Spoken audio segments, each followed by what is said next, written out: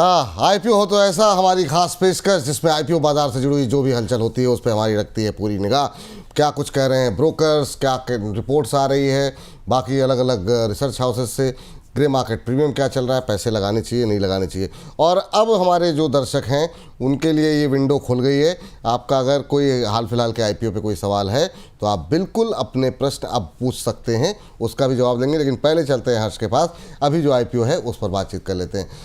हर्ष बताइए। तो देखिए, हम लोग जो पहला आईपीओ की बात कर रहे थे क्रिज़ेक की, क्योंकि कल इसकी होने जा रही है लिस्टिंग यहाँ पर, और बहुत अच्छा सब्सक्रिप्शन लेवल भी देखने को मिला था। यहाँ पर करीब 62 टाइम्स जो है सब्सक्राइब होता हुआ दिखा था। रिटेल पार्टिसिपेशन भी काफ़ी बेहतर था।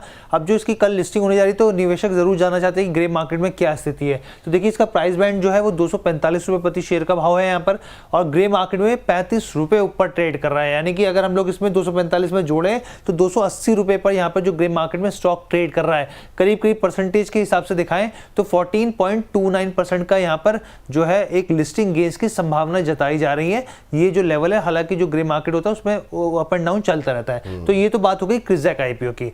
अब हम लोग बढ़ते हैं अपने जो जिसका आईपीओ है सेकंड। मैम से पूछ लेते हैं ना, कल लिस्टिंग होगी तो करें क्या। तो आस्था मैम क्या करना चाहिए, अगर क्योंकि आपने तो कवर किया है इसको, तो अभी लिस्टिंग के दिन क्या करें, प्रॉफिट लेके निकल जाएं जैसी भी लिस्टिंग हो, या फिर आपका कुछ और नजरिया रहेगा? देखिए, वैसे लिस्टिंग तो पॉजिटिव होने के आसार हैं। अगर कोई मैक्रो कंडीशंस या मैक्रो डेवलपमेंट में कुछ नेगेटिविटी आती है तो वो तो हम नहीं कह सकते, बट पॉजिटिव होने के आसार है इसकी लिस्टिंग। मेरे हिसाब से कुछ मुनाफा जरूर वसूल करें लिस्टिंग के दिन भी। तो अगर ये अच्छा खासा लिस्ट होता है 10% 15% की रेंज में यहाँ से, तो मेरे हिसाब से यानी कि मोटा मोटी अगर हम बात करें तो 280 से 300 के जोन में अगर ये लिस्ट होता है तो बिल्कुल कुछ मुनाफा वसूली जरूर करनी चाहिए। ठीक। और जो लोग होल्ड करने चाहते हैं लंबी अवधि के लिए, उनको क्या होल्ड करना चाहिए या फिर अभी के लिए प्रॉफिट बुक करना चाहिए? और फ्रेश बाइंग के लिए क्या वेट करना चाहिए अभी? जी बिल्कुल, फ्रेश बाइंग नहीं करनी है। लंबी अवधि के लिए होल्ड करना चाहते हैं और 300 तक के जोन में अगर लिस्टिंग होती है, हम सिर्फ एक प्रीएम्प्ट कर रहे हैं, ऐसा नहीं बोल रहे कि 300 तक लिस्टिंग होगी, लेकिन अगर होती है तो पार्शियल मुनाफा जरूर वसूल करना चाहिए। ठीक, चलिए ये बात यहाँ पर। जी हर्ष बताइए, अभी जो आईपीओ खुल रहा है उसके बारे में जानते हैं। जी, तो ट्रैवल फूड सर्विसेज की बात कर लेते हैं। आज आईपीओ का है सेकंड डे यहाँ पर, और आप देखिए सब्सक्रिप्शन लेवल्स जो है मैं आपके सामने सबसे पहले पेश करता हूँ। और ये बेसिकली जो कंपनी है, हमने अपने दर्शकों को पहले भी बताया कि जो क्विक रेस्टोरेंट सर्विसेज होती हैं, आप लॉन्जेस एयरपोर्ट पर देखें उस तरह की सुविधाएँ ये प्रोवाइड करती है यहाँ पर। अब आप QIB क्वालिफाइड इंस्टीट्यूशन बायर की अगर स्थिति देखें तो सब्सक्रिप्शन लेवल सिर्फ 15% है यहाँ पर। आप देखिए काफ़ी ज़्यादा धीमापन इसमें देखने को मिल रहा है। NII का डाटा देखें तो सिर्फ 18% यहाँ पे सब्सक्राइब होता हुआ दिखा है। रिटेल पार्टिसिपेशन भी काफ़ी ठंडा देखने को मिल रहा है, रिस्पॉन्स सिर्फ 24% आसपास, और टोटल अगर सब्सक्रिप्शन लेवल देखें तो सिर्फ 18% देखने को मिल रहा है। अगर हम लोग अब ग्रे मार्केट की स्थिति आपको बताएं यहाँ पर कि ग्रे मार्केट में क्या स्थिति है, ये देखिए करीब 1100 का भाव है स्टॉक का यहाँ पर। अपर प्राइस बैंड की अगर हम लोग बात करें तो 1100 रुपये है, और यहाँ से 16 रुपये ऊपर यानी कि 1116 रुपये पर ट्रेड कर रहा है ग्रे मार्केट में। और अगर आप परसेंटेज वाइज निकालें तो 1.45% सिर्फ इतना जो है यहाँ पर हल्का सा बढ़त दिखाता हुआ दिख रहा है यहाँ पर। आप कंपनी के प्रोज और कॉन्स की भी बात कर लेते हैं। देखिए, सबसे पहले इसकी स्ट्रेंथ की बात कर लेते हैं। ये जो कंपनी है भारत की प्रमुख एयरपोर्ट, QSR और लॉन्च में अग्रणी कंपनी है, लगातार आगे बढ़ रही है, एक्सपेंशंस पे काम चल रहा है। यहाँ पे 14 एयरपोर्ट पे मौजूदगी, जो बड़े एयरपोर्ट्स हैं, चाहे आप दिल्ली की बात करें, मुंबई की बात करें, बेंगलुरु की बात करें, तो तमाम एयरपोर्ट्स पे इसकी एक अच्छी ग्रिप है, पकड़ है। वित्त वर्ष 2025 में करीब करीब 30 करोड़ जो यात्री रहे उस तक, वहाँ तक पहुँच इनकी जो फुटस्टेप है वो देखने को मिला। इसके अलावा अगर आप यहाँ पे एयरपोर्ट की बात करें, फूड और बेवरेजेस की, तो उसमें एक अच्छा गहरा एक्सपीरियंस है, लंबा तजुर्बा है यहाँ पे। और आप देखिए दिल्ली मुंबई में 15 साल से ज़्यादा, और साथ ही चेन्नई कोलकाता जैसे में एयरपोर्ट में 11 साल से ज़्यादा की उपस्थिति इसमें देखने को मिल रही है।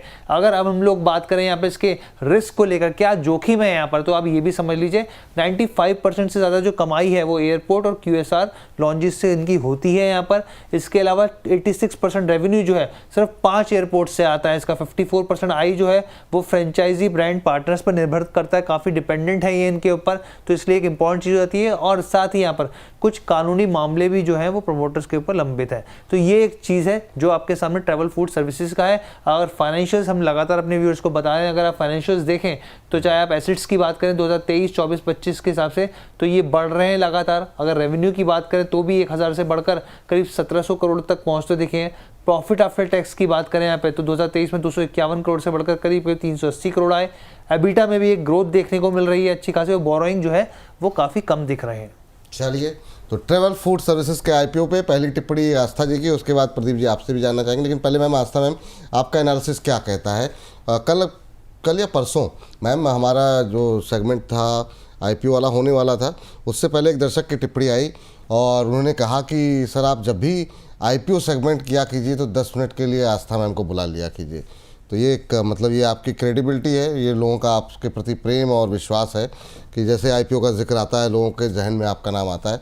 तो आपकी टिप्पणी क्या होगी मैम? जी देखिए, बिल्कुल सबसे पहले बहुत बहुत धन्यवाद। देखिए, पूरी कोशिश यही रहती है कि हम सही एनालिसिस करके यहाँ पे दें, और कभी-कभी होता है कि हम थोड़े गलत भी पढ़ते हैं, तो उसके लिए माफ़ी चाहूँगी। लेकिन कोशिश पूरी यही रहती है कि एकदम बढ़िया एनालिसिस करें। लेकिन ये एनालिसिस में जो 1-2 कैवेट या 1-2 ऐसे इश्यूज़ हो जाते हैं कि अगर मैक्रो कंडीशन अच्छी नहीं है, मार्केट अच्छे मूड माहौल में नहीं है, तो भी थोड़ा लिस्टिंग पे फ़र्क पड़ता है। तो उन सब चीज़ों को मद्देनज़र रखते हुए अगर मैं ट्रैवल आईपीओ की बात करूँ, तो हमारी तरफ से सब्सक्राइब की तो रेटिंग है। देखिए, इसकी सब्सक्राइब करने के पीछे के कारण है फाइनेंशियल पोजीशन बहुत अच्छी है इस कंपनी की, क्योंकि हम सब जानते हैं कि लीडिंग प्लेयर है ये, फास्ट ग्रोइंग, जो एयरपोर्ट में स्पेशली अगर हम ट्रैवल क्यूएसआर की या लाउंज की बात करें तो उसमें इनका काफी बढ़िया मार्केट शेयर है। और ये पूरी इंडस्ट्री जो एविएशन इंडस्ट्री है, हाई ग्रोथ उसमें है। लेकिन 2-3 नेगेटिव्स भी हैं। नेगेटिव क्या है? एक तो एंट्री बैरियर्स जो है इस इंडस्ट्री में वो बहुत हाई नहीं है, तो वो एक इश्यू हो सकता है। दूसरा, इनके मार्जिन्स को लेके अगर जो इनको कॉन्ट्रैक्ट्स वगैरह मिलते हैं, अगर कहाँ पे कुछ दिक्कत हो तो वो मार्जिन पे भी असर आ सकता है। तो 2-3 पॉइंट ऐसे थे जिसकी वजह से ये बहुत अट्रैक्टिव नहीं लग रहा। लेकिन जब मैंने फाइनेंशियल्स देखे तो फाइनेंशियल्स बेहद मजबूती में है, और शायद वही एक कारण है कि ओएफएस भी ये लेके आए हैं। इनको पैसा लेने की जरूरत ही नहीं है, बैलेंस शीट की स्ट्रेंथ बहुत अच्छी है इनकी खुद की। लेकिन मुझे ऐसा लगता है एक तो टिकट साइज बड़ा है, क्योंकि 1100 का एक साइकोलॉजिकल जो हमारा मूड रहता है वो ऐसा लगता है कि भारी प्राइस है या फिर ज्यादा वैल्यूएशन पे आ रहे हैं, ये एक नॉर्मल हमारा साइकोलॉजी चलता है, तो वो भी थोड़ा अट्रैक्टिव कम हो जाता है। दूसरी तरफ ओएफएस रहता है तो वो भी थोड़ा सा लोगों को थोड़ा सा मन फीका करता है। तो सबको मिला जुला के मैं यही बोलूंगी कि इसमें लगाइए, सब्सक्राइब करिए, बहुत बड़े लिस्टिंग गेन की उम्मीद नहीं रखिए कि बहुत बड़े, जैसे हम बोलते हैं कि शानदार लिस्टिंग गेन, वैसा ये कंपनी नहीं, वैसा आईपीओ नहीं रहेगा। छोटा मोटा लिस्टिंग गेन हो सकता है और लंबी अवधि के लिए लगाने की सलाह है।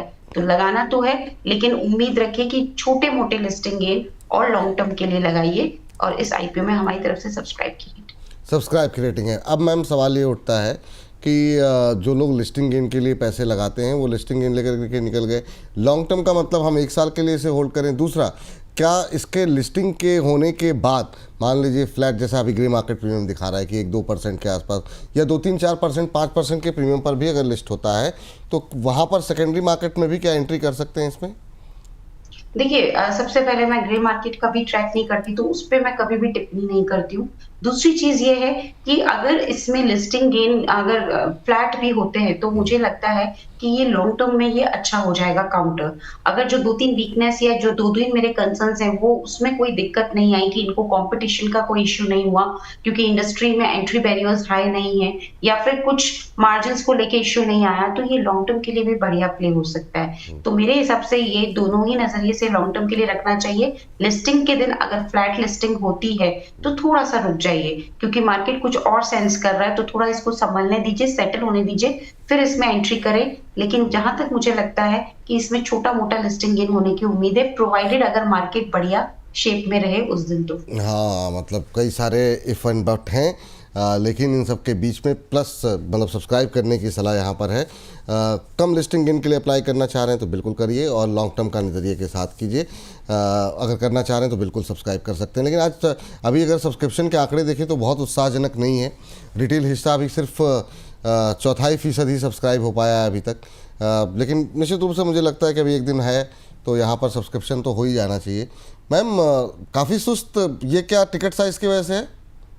देखिए, मैंने आपको यही बात बोली, 1100 जब हम सुनते हैं ना, तो ये थोड़ा हमें ऐसा लगता है कि इन्होंने पैसा ज़्यादा लिया है या महँगा दे रहे हैं। ये हमारी नॉर्मल जो हम लोग रिटेल रहते हैं, उनका ये साइकोलॉजी रहता है। मेरा नहीं, क्योंकि हम लोग तो खैर आईपीओ में लगाना हमें अलाउड नहीं है। लेकिन नॉर्मल जो हमारे रिटेल क्लाइंट्स भी होते हैं या दर्शक होते हैं, हमको लगता है, तो वो एक इश्यू हो सकता है। और थोड़ा-सा इसमें जिस तरह से पास्ट में जैसे ड्रीम फोक्स का आया आईपीओ, तो वो भी एक वहाँ पे जो परफॉर्मेंस आई है over the period of time, वो भी इस आईपीओ के लिए इतनी अच्छी नहीं जा रही है। तो कुछ 1-2 कारण है जिसकी वजह से शायद सब्सक्रिप्शन इतना अच्छा होने को नहीं आ रहा। और तीसरी तरफ हमारी रिटेल जनता एकदम जागरूक हो चुकी है कि अगर कंप्लीट ओएफएस है तो थोड़ा मन कम हो जाता है उस जगह पैसा लगाने के लिए। तो वो भी शायद एक कारण हो सकता है। बट मुझे फिर भी लगता है कि फाइनेंशियल हेल्थ कंपनी की इतनी अच्छी है, तो दिक्कत लग नहीं रही है। और ये 38 के पी मल्टीपल पे आ रहे हैं, तो मतलब वैल्यूएशन भी कोई बहुत ज्यादा नहीं है, एक्स्ट्रा ऑर्डिनरी हाई नहीं है। तो कुल मिला के मेरे हिसाब से छोटे-मोटे लिस्टिंग गेन के लिए अगर मार्केट का मूड माहौल अच्छा रहा, या फिर लंबी अवधि के लिए इसमें लगाने की सलाह है। ठीक। अब हमारे एक दर्शक हैं नागराज जी, वो कह रहे हैं कि बेलराइज को लेकर के क्या फ्रेश एंट्री कब करनी चाहिए बेलराइज में। तो एक तो बेलराइज था, एक मैम एक और सवाल था, मैंने आपसे बोला भी था, मेरे दिमाग से निकल गया। अब मैं देखता हूँ अगर दोबारा टिप्पणी आती है उनकी। तो पहले तो बेलराइज एक बार देख लीजिए, क्या फ्रेश एंट्री के लिए कहीं आसपास जगह है जिन लोगों ने अभी हाल ही में आईपीओ में नहीं लगा पाए, अब लेना चाह रहे हो तो। देखिए, बेलराइज की बात करें तो आईपीओ के वक्त भी हम इसमें पॉजिटिव थे। उम्मीद के मुताबिक लिस्टिंग नहीं हुई थी, लिस्टिंग गेन दिए थे इसने, लेकिन बहुत बड़े नहीं हुए थे। लेकिन कंपनी में स्ट्रेंथ बहुत अच्छी थी और अब जाके ये स्ट्रेंथ यहाँ पे दिख रही है। मेरे को ऐसा लगता है थोड़ा सा नीचे आने पे लीजिए, अभी तुरंत ना लें। कहाँ पे ले सकते हैं? 110, 108 के जोन में लीजिएगा तो अच्छा रहेगा। तो थोड़ा सा आज क्योंकि इतना तेज हुआ है, तो थोड़ा गिरावट पे लेंगे, बेटर रहेगा। तो हमारी सलाह तो ये आईपीओ में लगाने की थी, लिस्टिंग इन और लॉन्ग टर्म के लिए। और बाय गॉड्स ग्रेस अभी लॉन्ग टर्म के लिए भी देखा जाए तो रिटर्न देता हुआ नजर आ ही रहा है ये काउंटर। तो बिल्कुल यहाँ पे 130 तक जाने का पोटेंशियल है। 125, 130 के लेवल्स आ सकते हैं लॉन्ग टर्म के लिए, लेकिन गिरावट पे खरीदारी करने की सलाह। गिरावट में खरीदारी करें। क्या हुआ क्या मैम, ये एकदम से 10% तेजी तो मैंने देखा ही नहीं। वाह, ये देखिए इंट्राडे हाई पे ट्रेड करता हुआ बेलराइज, तो शानदार मूव यहाँ पर देखने को मिल रहा है। एक टिप्पणी और कर दीजिए क्योंकि आपको जाना भी है। वारी को लेकर के बहुत लोग आपसे जानना चाह रहे थे, तो इसी सेगमेंट में ही इसको भी रख लेते हैं। आज वारी में भी इसी तरह का मूव देखने को मिल रहा है। शानदार मूव 10 बजे हमने लिया था और वहाँ पर ये शेयर आइडेंटिफाई किया गया था, टारगेट अचीव कर लिया है अपना। लेकिन अभी भी कुछ लोगों ने एंट्री की हुई है, उनका सवाल है 3019 पे हमारे एक दर्शक अपर सर्किट जी ने लिया हुआ है। क्या टिप्पणी करना चाहेंगी मैम इस पर? भारी अच्छा लग रहा है, 3030 के आसपास चल रहा है मेरे हिसाब से। अब ये नेक्स्ट पड़ाव 3100 के लिए बिल्कुल तैयार हो चुका है। होल्ड कर लीजिए और इसमें 3000 स्टॉप लॉस लगा लीजिएगा 2920 का। टारगेट पहला तो 3100 का और दूसरा टारगेट 3150 का। जी चलिए, ये बात निकल के आती हुई। तो हर्ष, बहुत बहुत शुक्रिया, धन्यवाद आपका आज के इस सेगमेंट में जुड़ने के लिए और बताने के लिए इस समय आईपीओ बाजार में क्या चल रहा है। आगे जो आईपीओ आएंगे उस पर भी हर्ष हमको अपडेट देते रहेंगे और हम अपने एक्सपर्ट से राय लेते रहेंगे। तो फिलहाल के लिए इस सेगमेंट को यहीं पर करते हैं समाप्त।